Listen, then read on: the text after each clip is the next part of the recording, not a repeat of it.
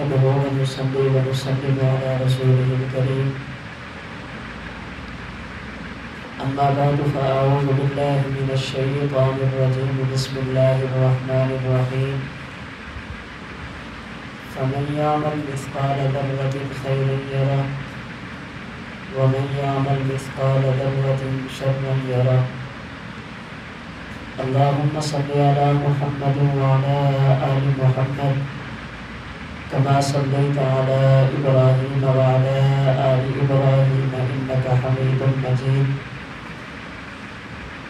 اللهم بارك على محمد وعلى آل محمد كما باركت على إبراهيم وعلى آل إبراهيم إنك حميد مجيد۔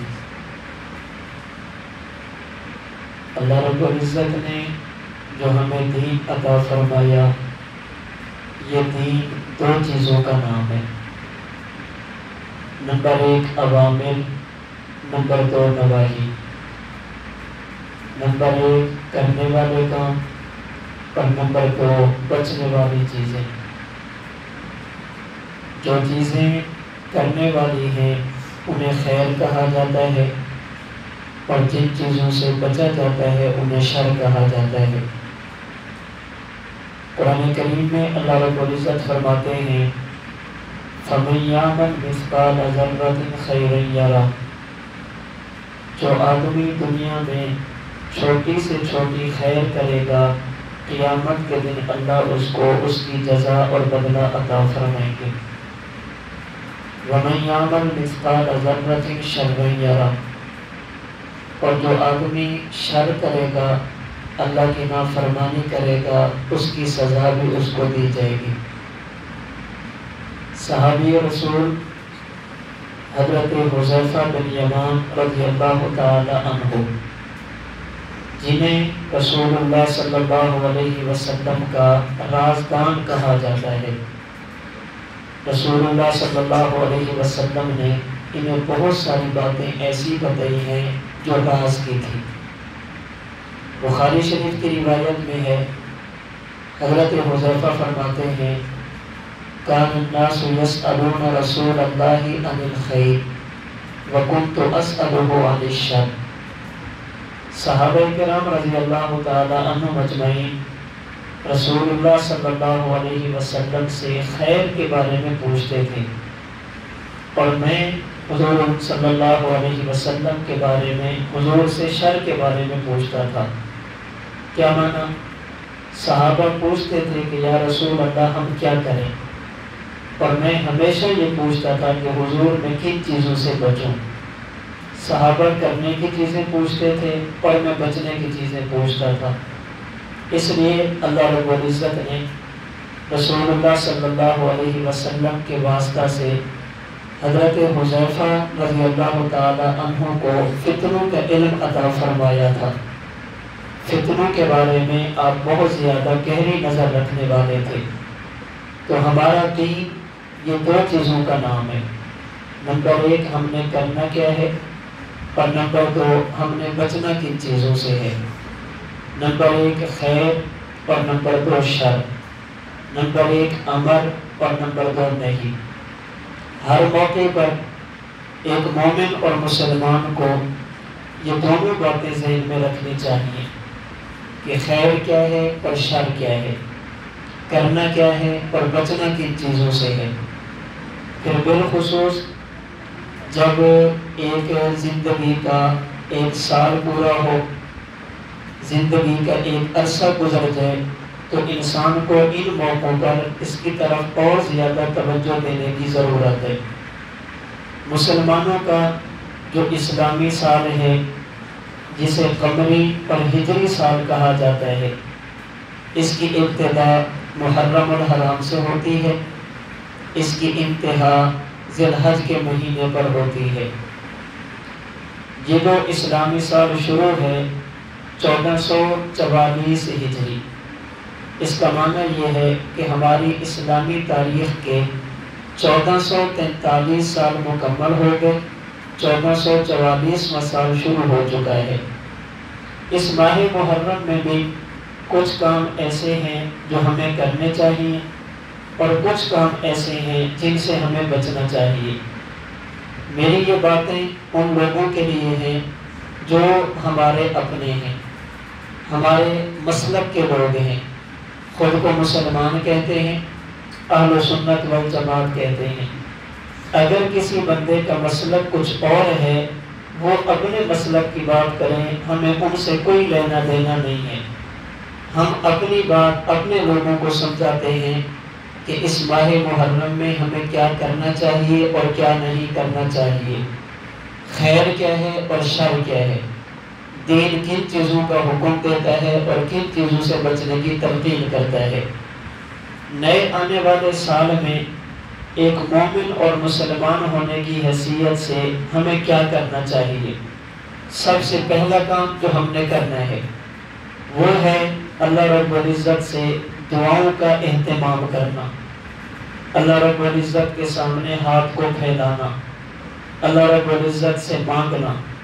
رسول اللہ صلی اللہ علیہ وسلم کی مبارک عادت تھی، جب بھی نیا مہینہ داخل ہوتا، شروع ہوتا، آپ علیہ الصلوۃ والسلام اللہ سے دعا مانگتے۔ مختلف دعائیں مختلف حدیث کی کتابوں میں مذکور ہیں۔ ان تمام دعاؤں کا خلاصہ یہ ہے، حضور اللہ سے مانگتے، اے باری تعالی آنے والے مہینے کو ہمارے لیے خیر اور برکت کا مہینہ بنا دے۔ اے اللہ جو اس مہینے میں آپ نے خیریں رکھی ہیں، برکات رکھی ہیں، وہ ہمیں عطا فرما دے۔ اے اللہ اس آنے والے مہینے میں ہمیں ایمان، صحت، سلامتی اور عافیت کے ساتھ اپنے احکام پر عمل کرنے کی توفیق عطا فرما۔ اے اللہ وہ اعمال کرنے کی توفیق عطا فرما جو آپ کی رضا کا ذریعہ بن جائیں۔ اس لیے مجھے اور آپ کو چاہیے کہ اس دعا کا زیادہ سے زیادہ اہتمام کریں، اللہ رب العزت سے خیر مانگیں، برکات مانگیں، ایمان، صحت، سلامتی اور اعمال والی اللہ سے زندگی مانگیں۔ نمبر 2، آنے والے دنوں میں جب نیا سال شروع ہو گیا، مجھے اور آپ کو جو دوسرا کام کرنا چاہیے وہ ہے اپنا محاسبہ کرنا، اپنے اعمال پر خود نظر کرنا۔ قرآن کریم کے 28ویں پارے میں اللہ رب العزت فرماتے ہیں، یا ایھا الذین آمنو، اے مجھے خدا ماننے والوں، ایمان والوں، اتقوا اللہ ولتنظر نفس ما قدمت لغد۔ نمبر 1 اللہ سے ڈرو، اور نمبر 2 یہ دیکھو کہ ہم نے آنے والی زندگی کے لیے کیا کچھ تیار کر رکھا ہے۔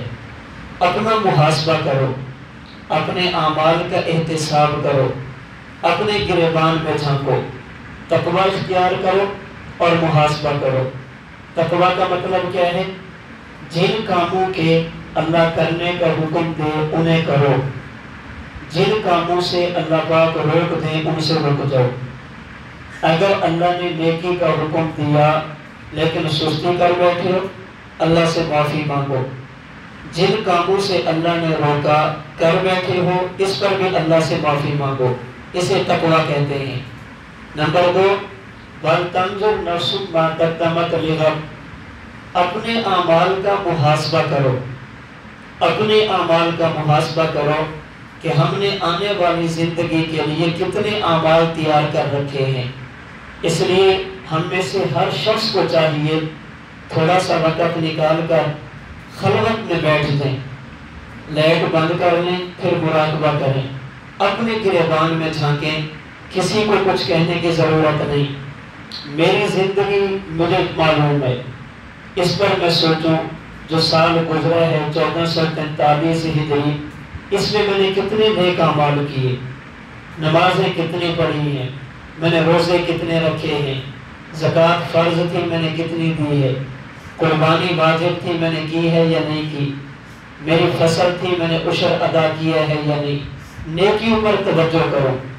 اور نمبر 2 اس سال میں نے کتنے گناہ کیے، اللہ رب العزت کو ناراضگی والے کتنے اعمال کیے۔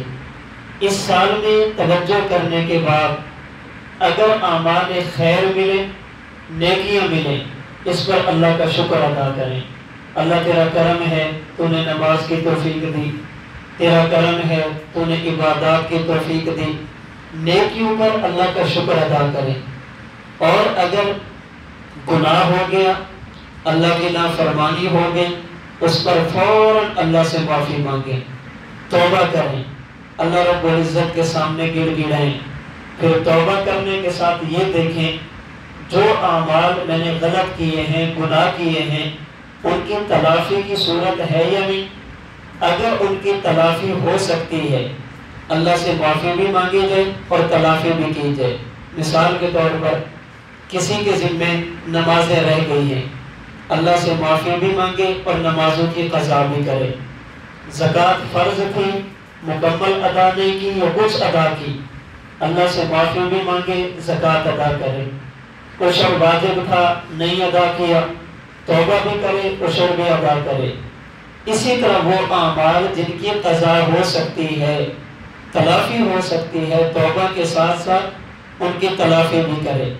اور اگر گناہ ایسا ہے جن کی قضا نہیں ہو سکتی، تلافی کی کوئی صورت نہیں ہے، پھر فقط اللہ رب العزت سے توبہ کرے، اللہ کے سامنے معافی مانگے اور اللہ رب العزت سے بخشش کا سوال کرے۔ اسی طرح یہ دیکھیں اس گزشتہ سال میں نے کتنے لوگوں کا دل دکھایا، میری وجہ سے کتنے لوگوں کو تکلیف پہنچی، ان سے معافی مانگے اور دنیا کے اندر اپنے معاملے کو صاف کرے۔ تو دوسرا کام جو اس مہینے میں اور اس سال میں کرنا ہے وہ ہے اپنا محاسبہ کرنا، اپنے اعمال کو خود دیکھنا کہ میں نے کیا کھویا اور کیا پایا، کتنی نیکیاں کی ہیں اور کتنے گناہ کیے ہیں۔ حضرات صحابہ کرام رضی اللہ تعالی عنہم اجمعین جو رسول اللہ صلی اللہ علیہ وسلم کے بعد، انبیاء کرام علیہ السلام کے بعد امت کے بہترین افراد ہیں، امت کا بہترین طبقہ ہے۔ صحابہ کرام رضی اللہ تعالی عنہم اجمعین میں سے ہر صحابی اپنے اعمال کا محاسبہ کرتا تھا، آنے والی زندگی میں میرے ساتھ کیا ہوگا، میں نے کون سے اعمال کیے ہیں جن کی بنیاد پر اللہ کی عدالت میں پیش ہوگا۔ ہر صحابی اپنا محاسبہ کرتا، ہر شخص اپنے اعمال پر نظر رکھتا۔ سمجھانے کے لیے صرف ایک حدیث مبارک آپ کی خدمت میں عرض کر دیتا ہوں۔ مسلم شریف میں حدیث مبارک موجود ہے، صحابی رسول حضرت عمر بن عاص رضی اللہ تعالی عنہ، جلیل القدر صحابی، رسول اللہ صلی اللہ علیہ وسلم نے کئی مرتبہ ان کے حق میں کلمہ خیر فرمایا، اور اللہ کے رسول صلی اللہ علیہ وسلم کی بہت ساری احادیث ایسی ہیں جنہیں نقل کرنے والے حضرت عمر بن عاص ہیں رضی اللہ تعالی عنہ۔ جب آپ کی وفات کا وقت قریب آیا، بالکل آخری لمحات تھے، سمجھے کہ اب میرا دنیا میں رہنا ناممکن اور مشکل ہے، آپ نے دیوار کی طرف منہ کیا اور زاروں قطار رونے لگ گئے، دیوار کی طرف منہ کر کے رو رہے ہیں۔ بیٹے نے کہا، ابا جان آپ کیوں روتے ہیں؟ کیا آپ کو وہ باتیں یاد نہیں ہیں جو رسول اللہ صلی اللہ علیہ وسلم نے آپ کے بارے میں فرمائی تھی، آپ کو خوشخبریاں دی ہیں، بشارتیں دی ہیں؟ حضرت عمر بن عاص فرمانے لگے کہ میں اس بات پر نہیں رو رہا کہ میں دنیا سے جا رہا ہوں، بلکہ میں اپنے اعمال کا محاسبہ کر کے رو رہا ہوں۔ پھر فرمانے لگے کہ میری زندگی میں 3 دور آئے ہیں، میری زندگی میں 3 مراحل آئے ہیں۔ میری زندگی کا ایک دور ایسا تھا جب میں نے کلمہ نہیں پڑھا تھا، ایمان قبول نہیں کیا تھا، اور اس دور میں رسول اللہ صلی اللہ علیہ وسلم کی نفرت میرے دل میں بہت زیادہ تھی، آپ علیہ السلام کا بغض اور نفرت میرے دل میں بہت زیادہ تھا۔ اگر اس دوران میں دنیا سے چلا جاتا بغیر ایمان اور کلمہ کے تو میرا جنت میں جانا ناممکن تھا، اللہ مجھے جہنم میں ڈال دیتے۔ یہ میری زندگی کا پہلا دور تھا۔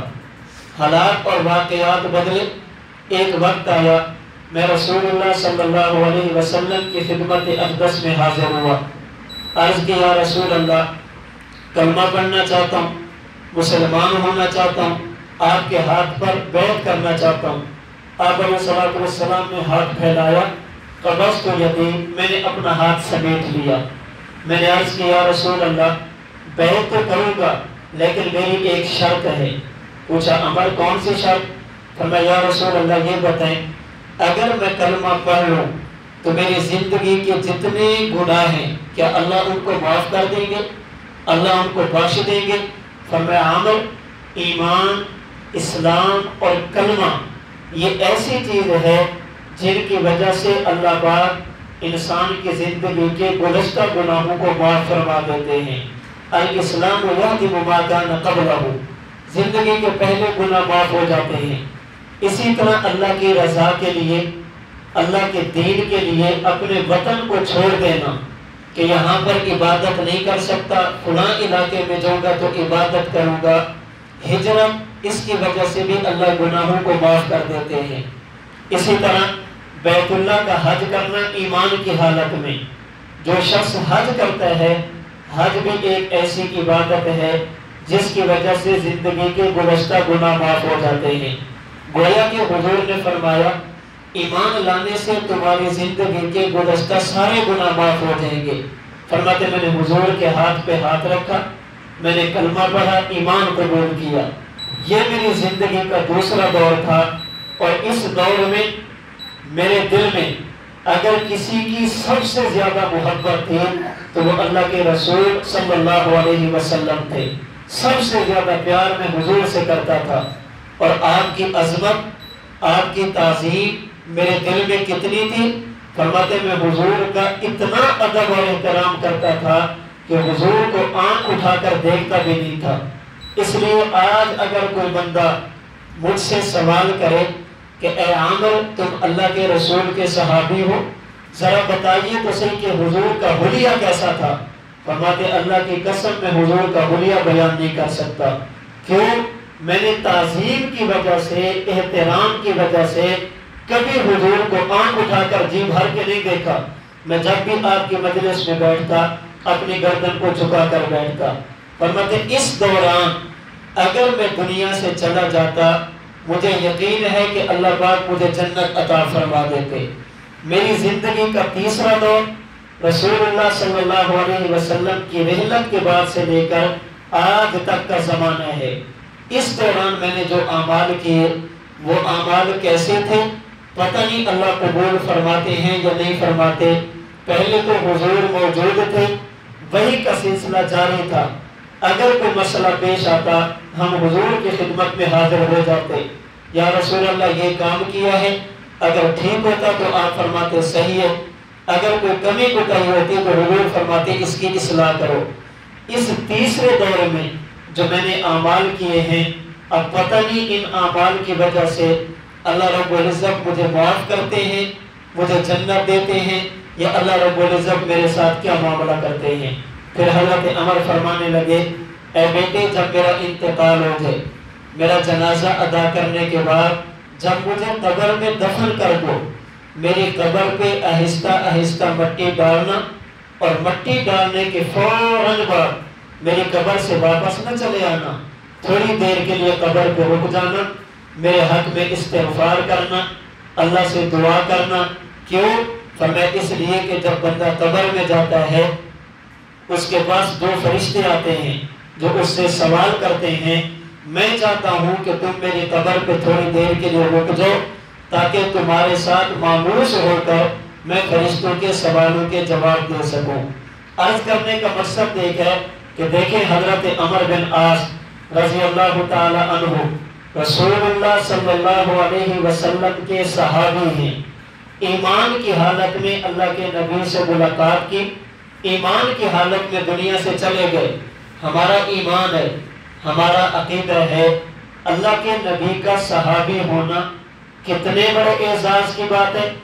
اس وقت اگر پوری دنیا میں انسانوں کی آبادی 7 ارب اور 40 کروڑ ہے، ان تمام کے تمام لوگوں کو آپ کلمہ پڑھا کے سارے لوگوں کو مسلمان بنا دیں، پھر ان تمام کے تمام لوگوں کو قرآن کریم کا حافظ بنا دیں، قرآن کریم کا قاری بنا دیں، دین کا عالم بنا دیں، انہیں مفسر، محدث، فقیہ بنا دیں، 5 وقت کا نمازی، رات کا تہجد گزار، دن کا روزہ رکھنے والا، حج کرنے والا، جہاد کرنے والا، ساری نیکیاں ان کے اندر رکھ دیں، ہمارا ایمان ہے 7 ارب اور 40 کروڑ یہ سارے کے سارے نیک لوگ ایک طرف ہو جائیں، اور اللہ کے رسول صلی اللہ علیہ وسلم کا ایک صحابی ایک طرف ہو جائے، یہ 7 ارب 40 کروڑ مل کر بھی کسی ایک صحابی کے مقام تک نہیں پہنچ سکتے۔ سب سے اعلیٰ مقام ہے صحابی ہونا، اللہ کے رسول صلی اللہ علیہ وسلم سے ایمان کی حالت میں ملاقات کر لینا، یہ کیسا اعزاز ہے۔ آج ہم میں سے کسی بندے کے بارے میں یہ گارنٹی نہیں دی جا سکتی اللہ پاک اسے جنت دیں گے۔ صحابہ کرام امت کا وہ طبقہ ہے جن کے بارے میں اللہ نے قرآن میں فرمایا وَكُلًّا وَعَدَ اللَّهُ الْحُسْنَىٰ، اے میرے نبی کے صحابہ جو تم میں سے پہلے ایمان لے یا تم میں سے بعد میں ایمان لے، میں اللہ تمام کے ساتھ جنت کا وعدہ کرتا ہوں، اللہ تمام کو جنت عطا فرمائیں گے۔ جن کے جنتی ہونے کا وعدہ اللہ نے قرآن کریم میں فرمایا، وہ اپنے اعمال کا محاسبہ کتنا کر رہے ہیں، انہیں آخرت کا کتنا ڈر ہے۔ اب مجھے اور آپ کو فیصلہ کرنا ہے کہ میں اور آپ اپنے اعمال کا محاسبہ کتنا کریں۔ تو دوسرا کام، اس آنے والے سال میں، نئے سال میں اور آپ اپنے اعمال کا محاسبہ کریں، یہ سوچیں کہ یہ جو سال گزرا ہے اس سال میں ہم نے نیکیاں کتنی کی ہیں، ہم سے گناہ کتنے ہوئے۔ اگر نیکیاں ہیں اللہ کا شکر ادا کریں، کمی اور کوتاہی ہے اس کے تدارک کی کوشش کریں، اگر گناہ ہو گئے اللہ سے معافی مانگیں اور آئندہ گناہ نہ کرنے کا عزم اور ارادہ کریں۔ نمبر 3، جو تیسرا کام ہم نے اس سال میں کرنا ہے وہ یہ کہ میں اور آپ اپنی تاریخ کو ذہن میں رکھیں۔ توجہ رکھیے، یہ جو سال شروع ہوا 1444 ہجری، اس کا معنی یہ ہے کہ ہمارا ایک سال مکمل ہو گیا، آگے نیا سال شروع ہو گیا۔ اس نئے سال کے شروع ہونے کا مقصد یہ صرف سال نہیں ہے، ایک تاریخ ہے جو سال کے بدلنے سے ایمان والوں کو ذہن میں رکھنی چاہیے۔ دنیا کی بعض قومیں ہیں جو اپنی تاریخ کو متعین کرتی ہیں، سال کو متعین کرتی ہیں، پھر اسی حساب سے اپنا حساب اور کتاب کرتے ہیں۔ اور تاریخ متعین کیوں کرتے ہیں؟ تاکہ سال کے بعد جب وہ تاریخ آئے تو ہمیں وہ واقعہ یاد آ جائے کہ اس تاریخ کو کون سا واقعہ پیش آیا تھا، وہ واقعہ ذہن میں ہونا چاہیے۔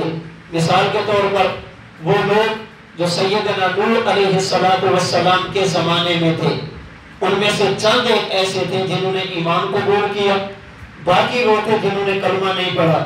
اللہ رب العزت نے طوفان بھیجا جس کی وجہ سے اللہ نے کفار کو تباہ کر دیا، غرق کر دیا۔ جو لوگ بچ گئے انہوں نے اپنی تاریخ کا آغاز کیا اس دن سے جس دن کفار تباہ ہوئے اور ایمان والے بچ گئے۔ اس کا مقصد کیا تھا؟ ایک سال کے بعد جب وہی تاریخ آئے گی تو ہمیں یاد آئے گا کہ یار وہی دن ہے جس دن کے اندر اللہ کے نافرمانوں پر عذاب آیا تھا اور فرما برداروں کو نجات ملی تھی۔ اس کا مقصد کیا ہوگا؟ ہم اللہ کی نافرمانی سے بچیں گے، فرما برداری کریں گے، یہ ہماری ایک تاریخ ہوگی۔ آج عذاب کو 2 سال ہو گئے، 3 سال ہو گئے، 4 سال ہو گئے، ہماری نجات کو اتنے سال ہو گئے۔ وہ اس پر اپنی تاریخ کی بنیاد رکھتے۔ وہ لوگ جو سیدنا عیسیٰ علیہ السلام کا کلمہ پڑھتے ہیں، جنہیں نصارہ اور عیسائی کہا جاتا ہے، انہوں نے اپنے سال کے لیے تاریخ کو بنیاد بنایا حضرت عیسیٰ علیہ السلام کی ولادت۔ جب ان کا سال تبدیل ہوتا ہے گویا انہیں یہ یاد کراتا ہے کہ یہ دن وہ ہے جس دن ہمارے نبی کی ولادت ہوئی تھی۔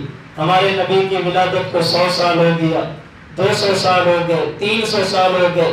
انہوں نے تاریخ متعین کی ہے حضرت عیسیٰ علیہ السلام کی ولادت پر۔ جیسے ہمارے ہاں زمیندار، کاشتکار، کسان یہ ایک خاص بنیاد پر تاریخیں متعین کرتے ہیں تاکہ سال گزرنے کے ساتھ ساتھ ہمیں پتہ چلے یہ کس فصل کا موسم ہے، یہ کون سا مہینہ ہے، اس میں واقعات اور حالات کیا ہیں۔ رسول اللہ صلی اللہ علیہ وسلم کی امت نے یہ جو ہجری سال مقرر کیا جس کے 1443 سال مکمل، 1444واں شروع، اس کی بنیاد کون سا واقعہ ہے؟ حضرت عمر بن خطاب رضی اللہ تعالی عنہ کے دور خلافت میں اس پر بحث چلی کہ مسلمان اپنی تاریخ کی بنیاد کس واقعہ کو بنائیں تاکہ جب سال نیا شروع ہو تو مسلمانوں کو وہ واقعہ یاد آ جائے، وہ تاریخ مسلمانوں کو یاد آ جائے۔ ایک رائے یہ تھی ہمیں بنیاد بنانا چاہیے رسول اللہ صلی اللہ علیہ وسلم کی ولادت باسعادت کو، جس سال حضور پیدا ہوئے اسی سے تاریخ کو شروع کیا جائے۔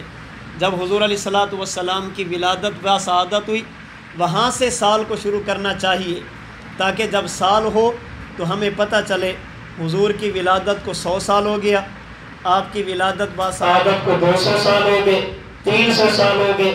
ہمیں تاریخ کی بنیاد بنانا چاہیے جناب رسول اللہ صلی اللہ علیہ وسلم کی ولادت باسعادت کو۔ بعض حضرات کی رائے یہ تھی کہ نہیں، جب اللہ نے حضور کے سر مبارک پر نبوت کا تاج رکھا، آپ نے اعلان فرمایا ایھا الناس انی رسول اللہ الیکم جمیعا، ہمیں تاریخ کی بنیاد حضور کی نبوت کو بنانا چاہیے تاکہ پتہ چلے اعلان نبوت کو 2 سال ہو گئے، 50 سال ہو گئے، وہ تاریخ آئے گی ہمیں یاد کرے گی کہ یہ وہ تاریخ ہے جب اللہ کے نبی کو اللہ کے نبی نے اعلان نبوت فرمایا۔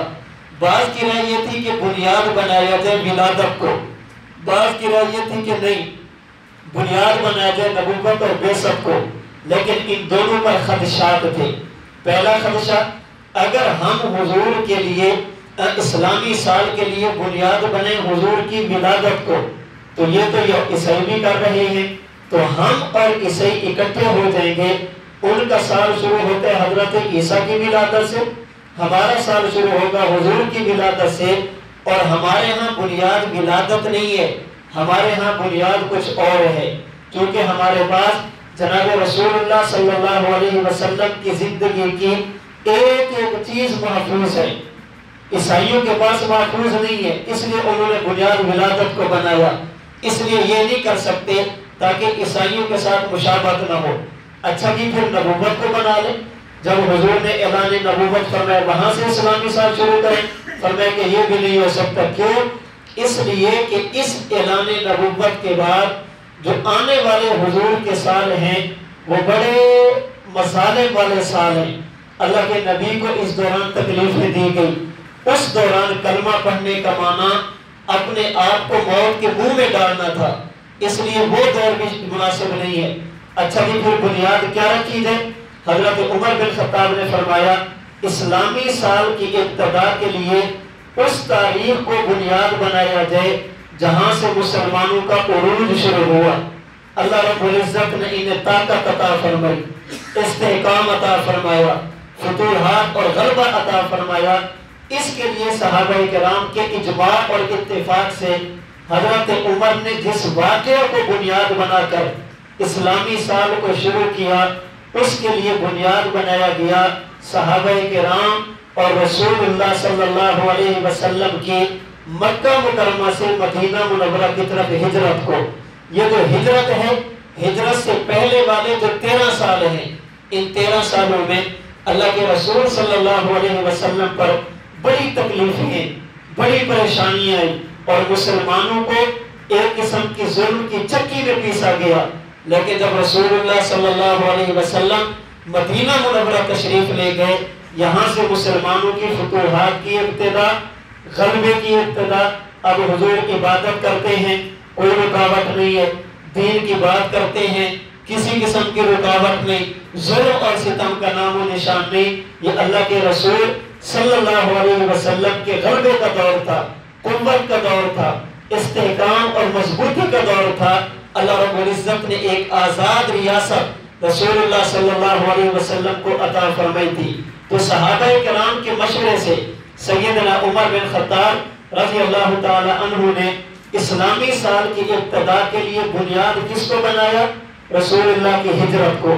آج 1444 ہجری کا معنی یہ جب سال شروع ہوتا ہے، یہ مسلمانوں کو یاد کرتا ہے۔ مسلمانوں، یہ تاریخ وہ ہے جب دین کے لیے تمہارے نبی نے اپنا گھر چھوڑا، جب دین کے لیے تمہارے پیغمبر نے بیت اللہ کو چھوڑا، جب دین کے لیے تمہارے پیغمبر نے خاندان کو چھوڑا، جب دین کے لیے تمہارے نبی نے حجر اسود کو چھوڑا، جب دین کے لیے اپنے قبیلے اور برادری کو چھوڑا، جب دین کے لیے صحابہ کرام پر تکالیف آئی، مصیبتیں آئی، پریشانیاں آئی، اور اتنا ان پر زمین تنگ کی گئی کہ انہوں نے مکہ مکرمہ سے مدینہ منورہ کی طرف ہجرت کی، اور آج اس ہجرت کو 1443 سال پورے ہو چکے ہیں اور 1444واں سال شروع ہو چکا ہے۔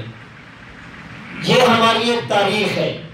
تو تیسرا کام جو کرنے والا ہے اس مہینے میں اور سال میں، یہ جب محرم آتا ہے ہمیں یاد کراتا ہے کہ دین قربانیوں سے تمہارے پاس پہنچا ہے۔ یہ دین ایسا نہیں ہے جو اللہ رب العزت نے ایک قسم کی پلیٹ میں رکھ کر تمہیں دیا، اس میں صحابہ کرام کا خون لگا ہے، صحابہ کرام کے پسینے لگے ہیں، صحابہ کرام کی اولادیں لگی ہیں، صحابہ کرام نے اس پر اپنا سب کچھ قربان کیا۔ اللہ کے گھر کو چھوڑنا، بیت اللہ کو چھوڑنا، حجر اسود کو چھوڑنا کوئی آسان کام نہیں۔ اللہ کے رسول صلی اللہ علیہ وسلم نے اللہ کے گھر کو چھوڑا ہے تم تک دین کو پہنچانے کے لیے۔ یہ سال ہمیں ہجرت کی یاد کراتا ہے کہ دین ایسا نہیں ہے جس میں اللہ رب العزت نے آسانیاں رکھی ہوں۔ یہ دین بڑی قربانیوں کے بعد، صحابہ کرام رضی اللہ تعالی عنہم اجمعین کے خون کے بعد یہ دین تمہارے پاس پہنچا ہے۔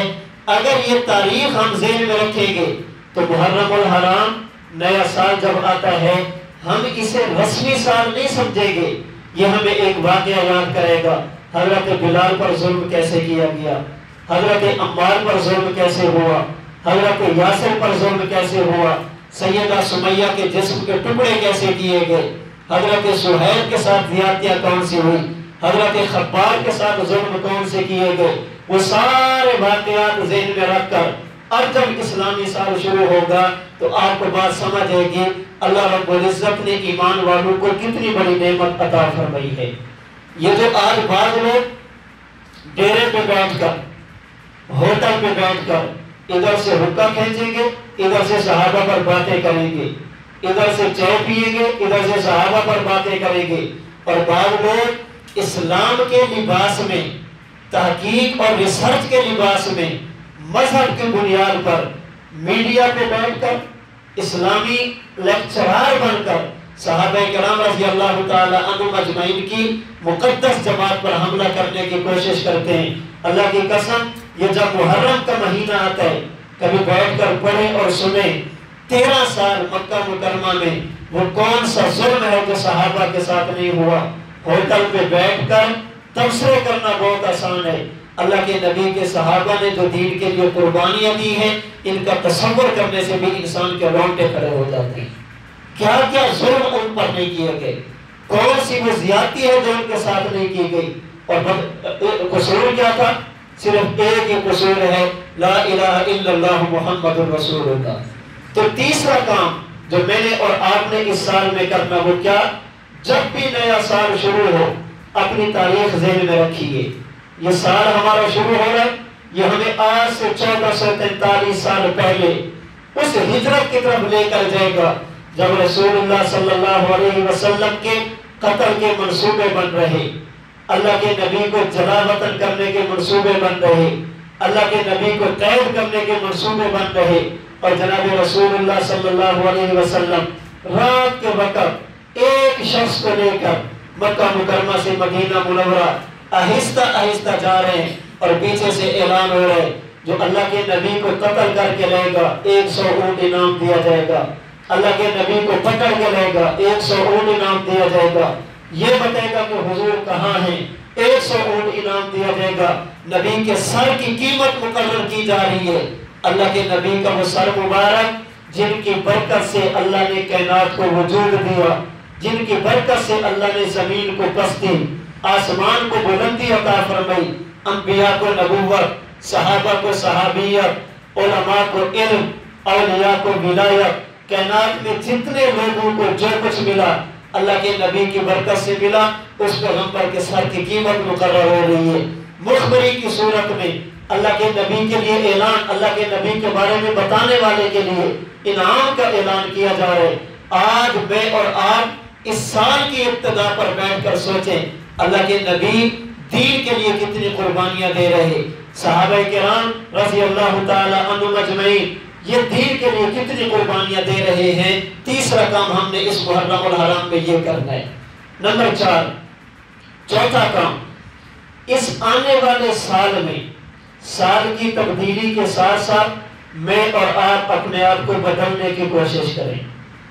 سال کی تبدیلی کے ساتھ ساتھ اپنے آپ کو بدلیں۔ یہ 1444 ہجری کا مطلب یہ ہے ہم دنیا سے 1 سال دور، قبر کے 1 سال قریب ہو گئے ہیں۔ ہم دنیا سے 1 سال دور ہو گئے ہیں۔ ہمارا ہر آنے والا سال، ہر آنے والا مہینہ، ہر آنے والا ہفتہ، ہر آنے والا دن، ہر آنے والا گھنٹہ، ہر آنے والا منٹ اور سیکنڈ ہمیں دنیا سے دور کر رہا ہے اور قبر کے قریب کر رہا ہے۔ اگر میں اور آپ یہ سوچیں گے ہم دنیا سے دور آخرت کے قریب ہو رہے، پھر اللہ کے احکام پر عمل کرنا آسان ہوگا۔ اپنی قبر کو ذہن میں رکھیں، اپنی قبر کو ذہن میں رکھیں، پھر سوچیں یہ گزشتہ سال 1443 ہجری تھا، کتنے لوگ تھے جنہیں ہم جانتے ہیں پچھلے سال محرم الحرام میں ہمارے ساتھ تھے، آج قبروں کی زینت بن چکے ہیں۔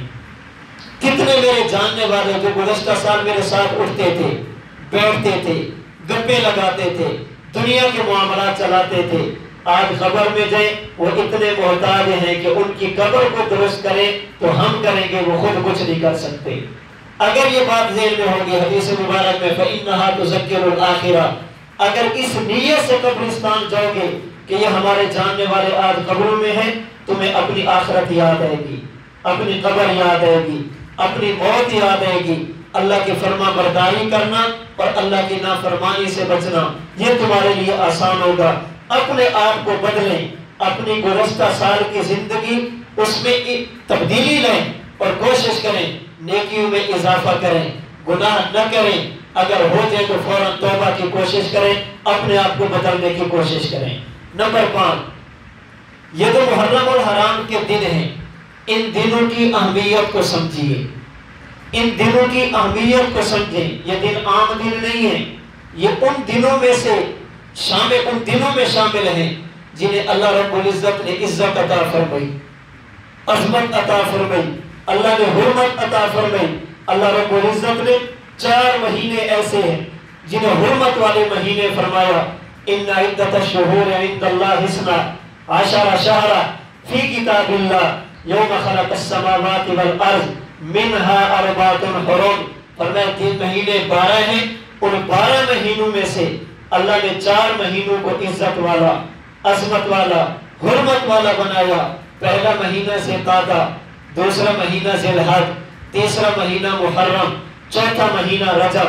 تو ان عزت اور عظمت والے، حرمت والے مہینوں میں ایک محرم الحرام کا مہینہ بھی شامل ہے۔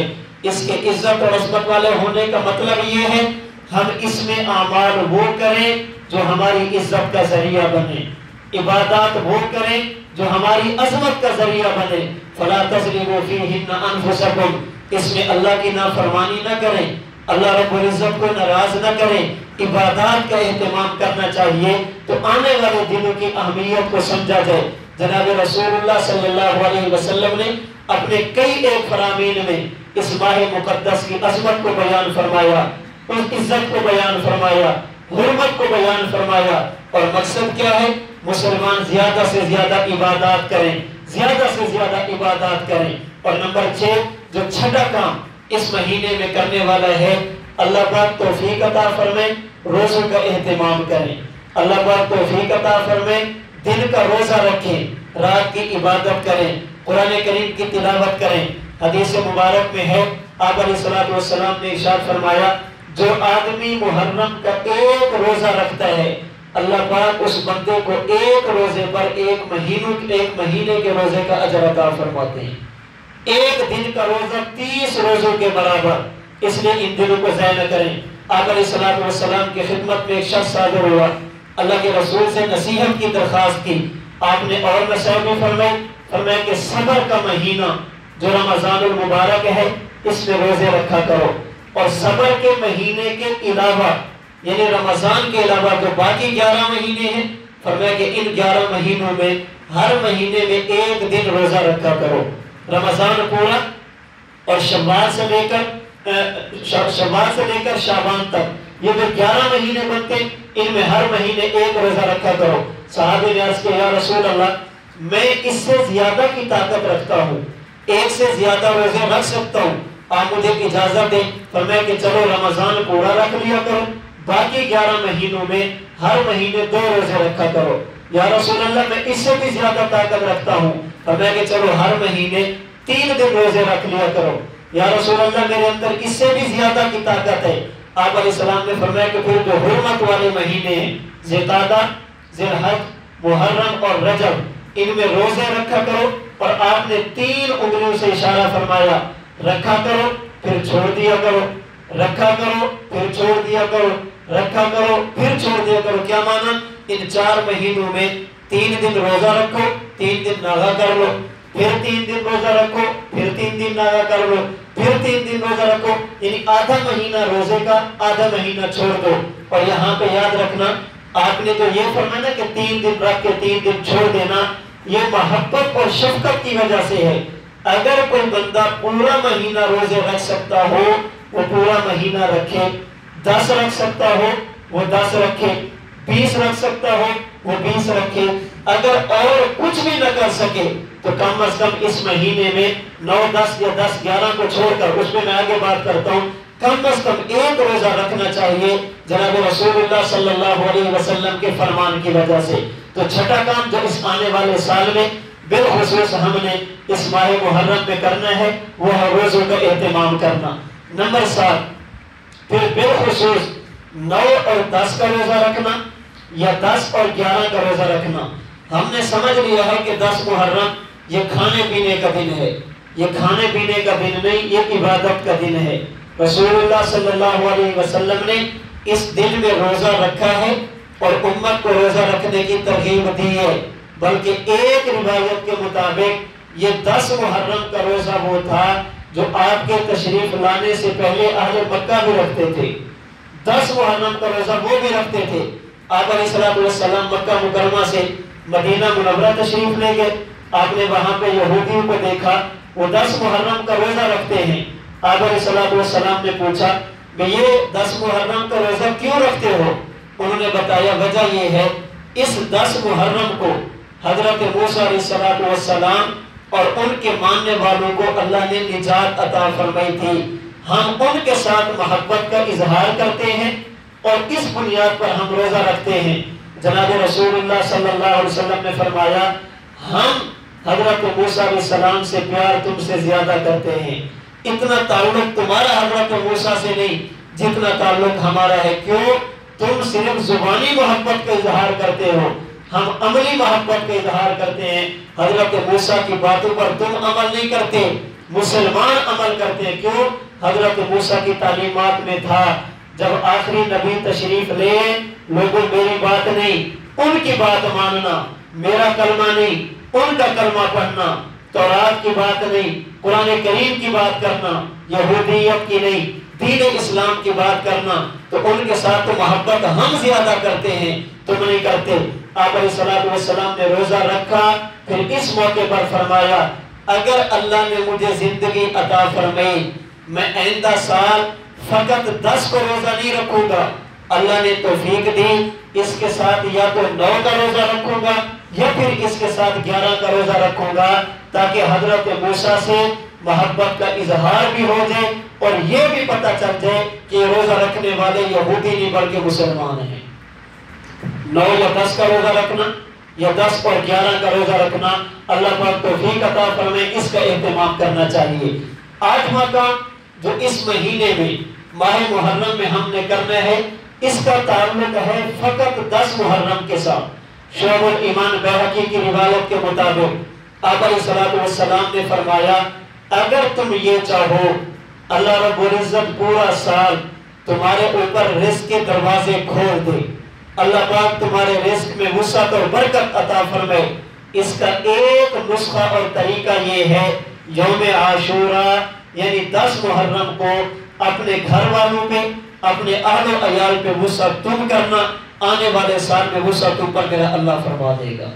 من وسع علی نفسہ و عیالہ وسع اللہ علیہ سائر سنتہ، فرمایا جو آدمی 10 محرم الحرام کو اپنے اہل و عیال پہ وسعت کرتا ہے، اللہ پورا سال اس پر رزق کے دروازے کھول دیتے ہیں، اللہ پاک وسعت اور برکتیں عطا فرما دیتے ہیں۔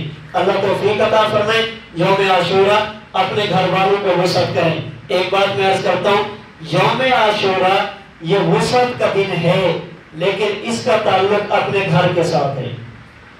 یہ جو حضور نے فرمایا کہ اللہ رزق میں وسعت دے گے کب؟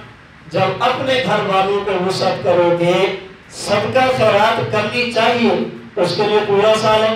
ہمارے کیا ہوتا ہے، ہم سمجھتے ہیں کہ اس دن میں صدقہ خیرات دوسروں پر کیا جائے۔ حضور فرماتے ہیں نا، اس دن اپنے گھر والوں پہ وسعت کیجئے، اللہ پاک تمہارے اوپر وسعت فرمائیں گے۔ آپ کہیں گے روزہ رکھنا ہے، پھر وسعت کیسے؟ آپ سحری میں وسعت کر لیں، افطاری میں وسعت کر لیں، ایک کی بجائے 2 چیزیں لے آئیں۔ سحری اور افطاری میں اپنے دسترخوان کو وسیع کریں، اپنے گھر والوں کو وسعت کریں، اللہ پاک رزق کے دروازے کھول دیں گے۔ ہم عموماً اس موقع پر ایسا کام کرتے ہیں جس میں خرچ زیادہ ہوتا ہے لیکن فائدہ نہیں ہوتا۔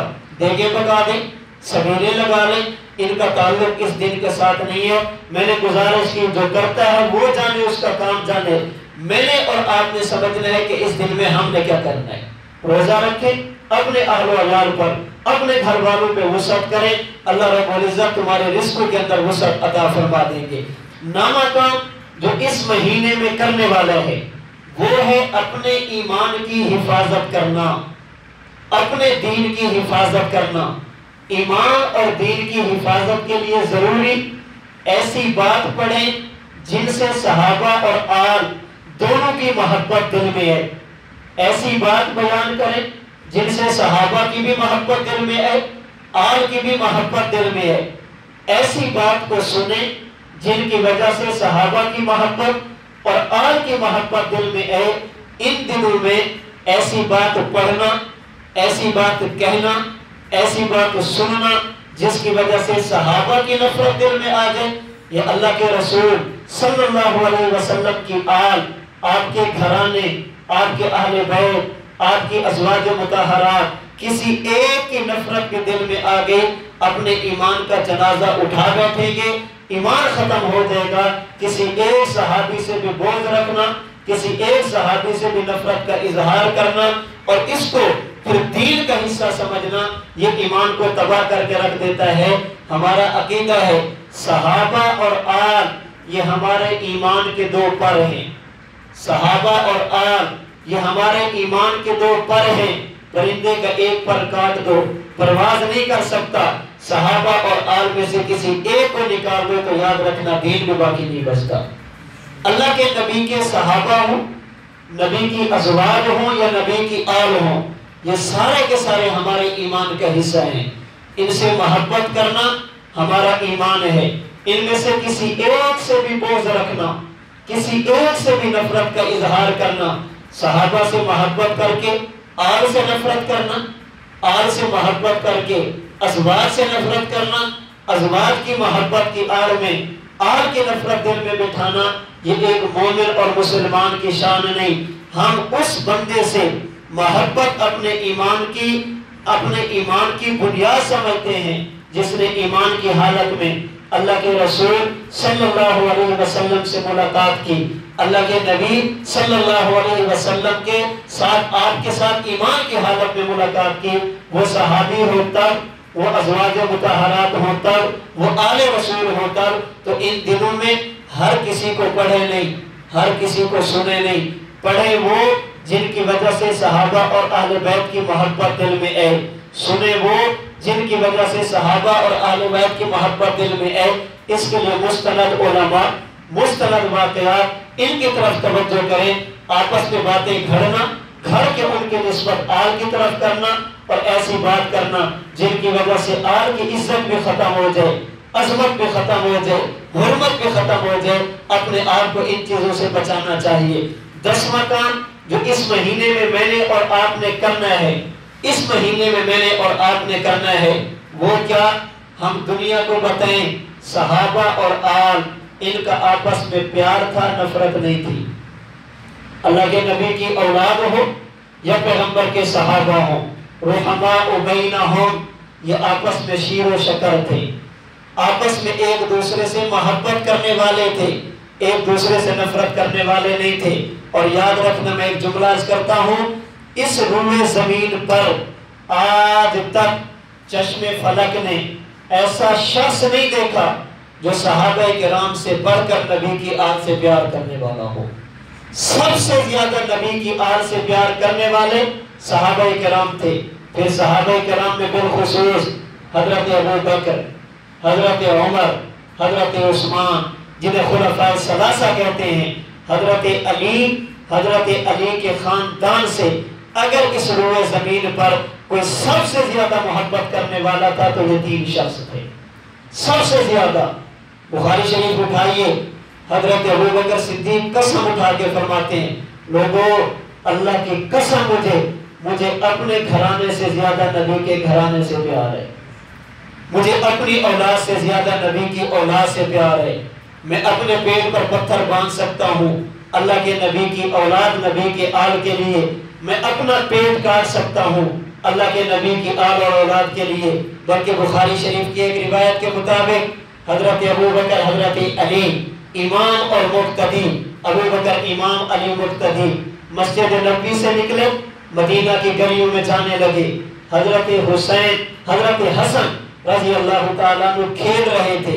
حضرت ابو بکر صدیق رضی اللہ تعالیٰ عنہ نے حضرت حسن کو دیکھا، پھر دیکھ کر فرمانے لگے، بھی ابھی میرے ماں باپ قربان ہو جائیں، حسن تو بیٹا علی کا ہے لیکن لگتا مشابہ اللہ کے نبی کے ہے، بیٹا علی کا ہے لیکن تجھے دیکھتا ہوں تو مجھے اپنا نبی یاد آتا ہے، تجھے دیکھتا ہوں مجھے کملی والے کی صورت نظر آتی ہے۔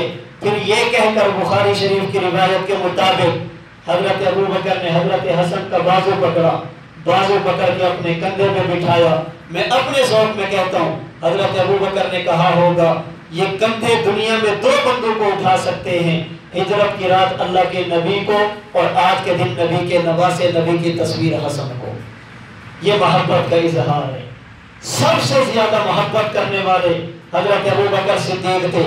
پوچھئے دنیا سے، حقائق کو نہ چھپایا جائے، اللہ کے نبی کی وفات کے بعد حضرت فاطمہ الزہرا رضی اللہ تعالی عنہا 6 مہینے تک بیمار ہوئی۔ ان 6 مہینوں میں حضرت فاطمہ کی عیادت کرنے والی، حضرت فاطمہ کی بیمار پرسی کرنے والی، حضرت فاطمہ کی ضرورت کو پورا کرنے والی کون ہے؟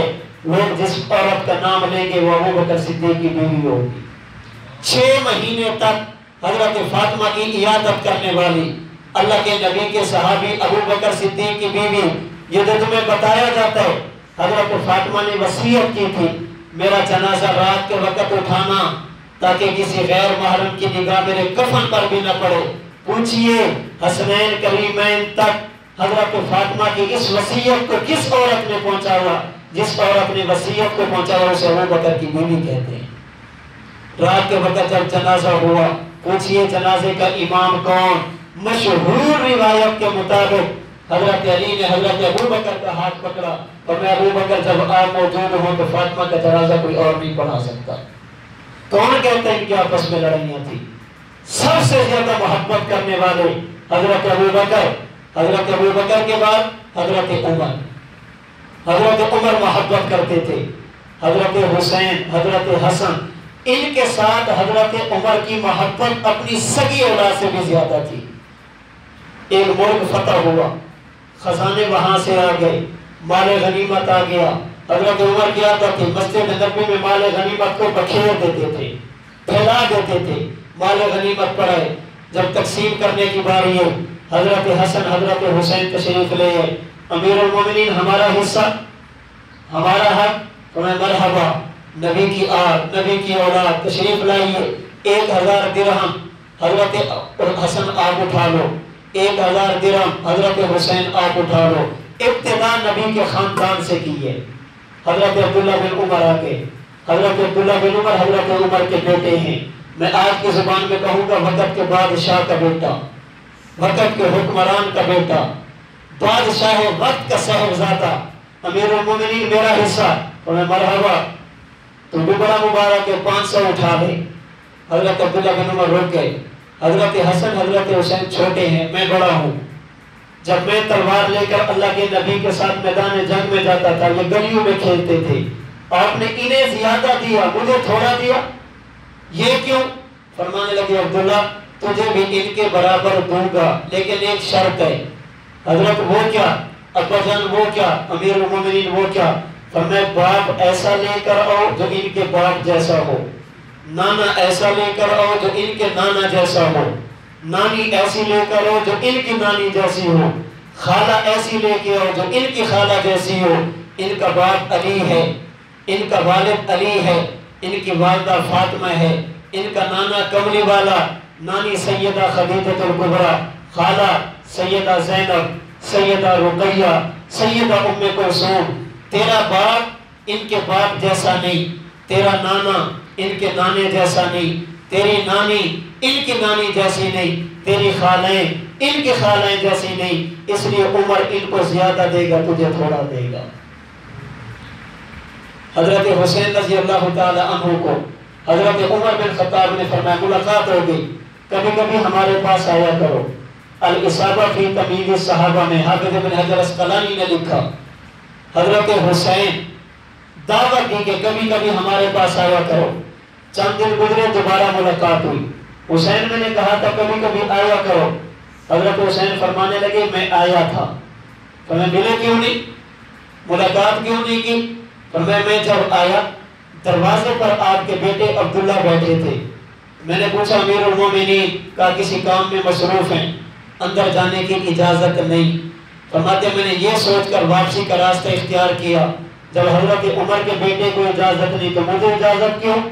حضرت عمر کی آنکھوں میں آنسو آ گئے. فرمایا حسین یہ اجازت عبداللہ کے لیے ضروری ہے، آپ کے لیے کوئی ضروری نہیں. یہ اجازت آپ کے لیے ضروری نہیں، آپ دن کو ہیں یا رات کو ہیں، جتنا بھی ضروری کام ہوگا وہ سارے بعد میں، آپ پہلے. پھر حضرت عمر نے ایک جملہ کہا، فرمایا حسین آج جو کچھ اللہ نے مجھے عطا فرمایا، اللہ کے فضل اور کرم کے بعد اس عطا میں اگر کسی کا حصہ ہے تو تمہارے گھرانے کا ہے. میں کون تھا، میں کون تھا؟ حضرت عمر بن خطاب اپنے دور خلافت میں جا رہے ہیں، ایک وادی سے گزرے، تھوڑی دیر کے لیے رک گئے، اپنی عقل کچھ سوچنے لگ گئے. ساتھ والوں نے پوچھا کیا ہوا؟ فرمایا کہ بچپن یاد آ گیا، ماضی یاد آ گیا. حضرت کیا ہوا؟ فرمایا یہی وادی تھی، میں اونٹ چراتا تھا، میرا والد مجھے مارتا تھا، مجھ سے اونٹ نہیں سنبھالے جاتے تھے. کہتا تھا عمر تجھ سے اونٹ نہیں سنبھالے جاتے، دنیا میں کرے گا کیا؟ کہتے اس وقت یہ تھا کہ اسی وادی کے اندر مجھ سے اونٹ نہیں سنبھالے جاتے، مجھے دنیا کا ڈر ہوتا تھا. اور آج ایسا وقت ہے اس روئے زمین پر اگر عمر کو کسی کا ڈر ہے تو صرف ایک ذات ہے اللہ کی، باقی کائنات میں مجھے عمر کو کسی کا کوئی ڈر نہیں ہے. آج اللہ نے مجھے اتنی عزت عطا فرمائی. میں حسین ہمیں تو جو کچھ ملا آپ کے گھرانے سے ملا. آج اگر میں زمین پہ درہ ماروں مدینہ میں آنے والا زلزلہ رک جاتا ہے، یہ برکت تمہارے گھرانے کی ہے. اگر آج میں خط لکھوں دریائے نیل کا پانی جاری ہو جاتا ہے، یہ برکت تمہارے گھر کی ہے. اگر میں چادر پھینکوں آنے والی آگ واپس چلی جاتی ہے، یہ برکت تمہارے گھرانے کی ہے. مدینہ منورہ مسجد نبی منبر رسول پہ بیٹھ کر یا ساریت الجبل کہوں، ہوا ہزاروں میل دور میری آواز کو حضرت ساریہ کے کانوں میں پہنچا دیتی ہے. برکت تمہاری ہے. آج اگر یہ جانور بھی میری بات مانتے ہیں تمہارے خاندان کی وجہ سے، اگر میں کلمہ نہ پڑھتا مجھے یہ اعزاز کہاں سے ملتا؟ میں تمہارے گھرانے کی غلامی نہ کرتا مجھے یہ اعزاز کہاں سے ملتا؟ اس لیے حسین یاد رکھو، آج کے بعد تمہیں اجازت کی ضرورت نہیں. میرا سگا بیٹا آئے گا تو پوچھ کر آئے گا، تم آنا چاہو تو پوچھنے کی کوئی ضرورت نہیں ہے. یہ حضرت عمر حضرت حسین سے پیار کر رہے ہیں. اور حضرت عثمان اللہ اکبر. حضرت عباس، حضرت عثمان جا رہے ہوتے سواری پہ سوار، حضرت عباس سامنے آ جاتے، حضرت عثمان سواری سے اتر جاتے تھے. نبی کا چچا آ رہا ہے، نبی کے گھرانے کا فرد آ رہا ہے، میں سواری پہ سوار ہوں، یہ مجھ سے نہیں ہو سکتا. اسی وجہ سے ان کی آپس میں محبت تھی، آپس میں محبت تھی، کوئی نفرت نہیں تھی. یہی وجہ ہے حضرت عثمان رضی اللہ تعالی عنہ پر جب باغیوں نے آپ پر گھیرا تنگ کیا، آپ کو گھر میں بند کیا، آپ کو نظر بند کیا، 40 دن کے قریب آپ کو نظر بند کیا گیا. پوچھئے کسی سے اس دوران حضرت عثمان رضی اللہ تعالی عنہ تک پانی کو پہنچانے والے کون تھے؟ حضرت عثمان بن عفان رضی اللہ تعالی عنہ کے گھر کا پہرا دینے والے کون تھے؟ وہ جو تمہیں افراد ملیں گے نا، ان میں ایک نام حضرت حسن کا ہوگا، ایک نام حضرت حسین کا ہوگا. اس لیے جو صحابہ کا ہے وہ اللہ کے نبی کی آل کا ہے، جو صحابہ کا نہیں وہ اللہ کے نبی کی آل کا نہیں. صحابہ کرام میں سے نبی کے گھرانے نے صحابہ کرام رضی اللہ تعالی عنہم اجمعین کے ساتھ محبت کا اظہار کر کے بتا دیا، جن کے دل میں ہماری محبت ہوگی ان کے دل میں صحابہ کی محبت ضرور ہوگی. علی کے چاہنے والوں کے دل کالے نہیں ہوتے، علی کے چاہنے والوں کے دل کالے نہیں ہوتے. جہاں نور ولایت ہو وہاں تالے نہیں ہوتے. علی زادوں نے بتلایا تحفظ کر کے عثمان کا، علی زادوں نے بتلایا تحفظ کر کے عثمان کا. جو رکھیں بغض عثمان سے علی والے نہیں ہوتے. حضرت عثمان سے محبت ہو، آل سے پیار ہو، حضرت عثمان سے محبت ہو، علی سے محبت نہ ہو، ایسا نہیں ہو سکتا. حضرت عثمان سے محبت ہوگی تو علی سے ہوگی. جس دل میں حضرت عثمان کی نفرت، اس دل کے اندر اللہ کے نبی کی آل کی محبت نہیں ہو سکتی. جو حضرت عثمان سے بغض رکھتا ہے کبھی علی کا چاہنے والا نہیں ہو سکتا. تو ہم اللہ کے نبی کے صحابہ، ان کے ساتھ محبت بھی اپنا ایمان سمجھتے ہیں. اللہ کے نبی کی آل، نبی کا گھرانہ، ان کے ساتھ محبت بھی ایمان سمجھتے ہیں. آل اور اصحاب ہمارے ایمان کا حصہ. ہم اللہ کے نبی کے صحابہ کے بھی نوکر، نبی کے خاندان کے، اللہ کے نبی کی آل کے بھی نوکر. اس لیے جب ہم نماز پڑھتے ہیں، اس نماز میں جہاں اللہ کے نبی کا ذکر خیر، اللہ کے نبی پر درود پڑھتے ہیں تو اللہم صلی علی محمد وعلی آل محمد کہہ کر اللہ کے نبی کے گھرانے کے ساتھ بھی محبت کرتے ہیں. قسم رب کی نمازوں میں، قسم رب کی نمازوں میں میں پڑھتا ہوں درود ان پر، یہ ایک پختہ گواہی ہے کہ میں ہوں آل کا نوکر. ہم صحابہ کرام رضی اللہ تعالی عنہم اجمعین سے محبت کرتے ہیں تو مجھے اور آپ کو یہ سمجھنا چاہیے 1444 ہجری کا پہلا مہینہ ماہ محرم الحرام، اس مہینے میں ہم نے کیا کرنا ہے؟ میں نے 10 باتیں آپ کی خدمت میں عرض کی. نمبر 1، ہم دعاؤں کا اہتمام کریں. آنے والے سال میں اللہ سے خیر مانگیں، بھلائی مانگیں، عافیت مانگیں، نیکی والی زندگی مانگیں. نمبر 2، اپنے اعمال کا محاسبہ کریں. گزشتہ سال میں ہم نے کیا کھویا، کیا پایا. نمبر 3، ماہ محرم ہے، ہم اپنی تاریخ یاد کریں. یہ دین ہم تک پہنچا صحابہ اور نبوت کی قربانی سے. نمبر 4، اپنے آپ کو بدلنے کی کوشش کریں. اپنی زندگی میں اعمال کے اعتبار سے، نیکیوں کے اعتبار سے اضافہ کریں، اپنے آپ کو بدلیں. نمبر 5، آنے والے دنوں کی قدر کریں، اعمال کی طرف توجہ کریں. نمبر 6، اللہ توفیق عطا فرمائے، روزے رکھیں. نمبر 7، 9، 10 یا 10، 11 کا روزہ رکھیں. نمبر 8، 10 محرم کو اپنے گھر والوں پہ وسعت کریں. زیادہ سے زیادہ جتنا اللہ توفیق عطا فرمائے اپنی توفیق کے مطابق خرچ کریں. نمبر 9، صحابہ اور اہل بیت دونوں کے ساتھ محبت کریں، کسی ایک کے ساتھ نفرت نہیں ہونی چاہیے.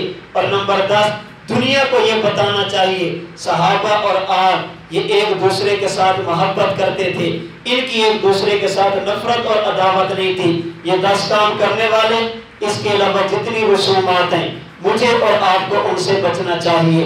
کوئی بھی ایسا کام نہ کریں جن کی وجہ سے یہ پتہ نہ چلے کہ پتہ نہیں یہ مسلمان بھی ہے یا نہیں، اہل سنت ہے یا کسی اور مسلک سے تعلق رکھتا ہے، اپنی شناخت برقرار رکھیں۔ ان دنوں میں کوئی بھی ایسا کام نہ کریں، کوئی بھی ایسی بات نہ کریں، کسی بھی ایسی بات کو نہ سنیں، کسی بھی ایسی مجلس میں شرکت نہ کریں جہاں پر دین کے خلاف بات ہو، اللہ کے نبی کی تعلیمات کے خلاف بات ہو، صحابہ کرام یا آل کے خلاف بات ہو، ان سے اپنے آپ کو بچانا چاہیے۔ اسی طرح اس مہینے میں بعض لوگ سمجھتے ہیں کہ خصوصاً 10 محرم الحرام کو قبرستان جانا چاہیے، جانے کی ممانعت نہیں، جب جانا چاہے جا سکتے ہیں، لیکن اس کے لیے وقت متعین کرنا، پھر سال میں ایک مرتبہ جانا، اس کے بعد پورے سال کا پتہ بھی نہ ہو، اس سے اعتراض کرنا ضروری ہے۔ یہ ایک رسم ہے جس کا شریعت کے ساتھ کوئی تعلق نہیں۔ دیکھیں آج اگر بارش ہو جائے تو میں اپنے گھر کی چھت کو دیکھتا ہوں کہ چھت سے پانی تو نہیں ٹپک رہا، میرے گھر کے اندر خراب تو نہیں ہوگا، تو جس والد نے مجھے یہ چھت دی ہے اس والد کی قبر کو سال کے بعد جا کر دیکھنا، سال کے بعد جا کر لپائی کرنا، یہ بے وفائی کی علامت ہے۔ روزانہ جانا چاہیے، بارش ہوئی جا کر دیکھنا چاہیے، قبر خراب تو نہیں ہوگی، اندر پانی تو نہیں چلا گیا، تو سال کے بعد اس کو خاص کرنا، پھر وہاں پہ جا کر دال پھینکنا، پتہ نہیں کیا کچھ کیا جاتا ہے۔ ہمارے بعض علماء فرماتے ہیں کہ اگر پھینکنا بھی ہو تو پھر بکرے کا گوشت ڈالیں، یہ تو نہیں کہ خود بکرے کا گوشت کھائیں اور والد کی قبر پر مونگی کی دال ڈال رہے ہیں، کیا بات ہے؟ اس سے اپنے آپ کو بچانا چاہیے۔ تو جو 10 کام کرنے والے ہیں ان دنوں میں ان پر توجہ دینی چاہیے اور رسومات سے اپنے آپ کو بچانا چاہیے۔ اس پوری گفتگو کا خلاصہ آپ یوں بھی کہہ سکتے ہیں، ان دنوں میں ہم وہ کام کریں جو اللہ اور اللہ کے رسول کی رضا والا ہو، اور ایسے کام سے بچیں جو اللہ اور اللہ کے رسول کی نافرمانی والا ہو۔ اللہ تعالیٰ مجھے اور آپ کو آنے والے سال کی، آنے والے دنوں کی قدر کرنے کی توفیق عطا فرمائے۔ گزشتہ سال میں جتنی کمیاں کوتاہیاں ہوں گی اللہ ان کو معاف فرما دے، جو نیک اعمال کیے ہیں اللہ پاک اپنے کرم سے انہیں قبول فرمائے، اور آنے والے دنوں میں اللہ پاک اپنے محبوب کی رضا والے اعمال کی ہم سب کو توفیق عطا فرمائے۔ وآخر دعوانا ان الحمد للہ رب العالمین۔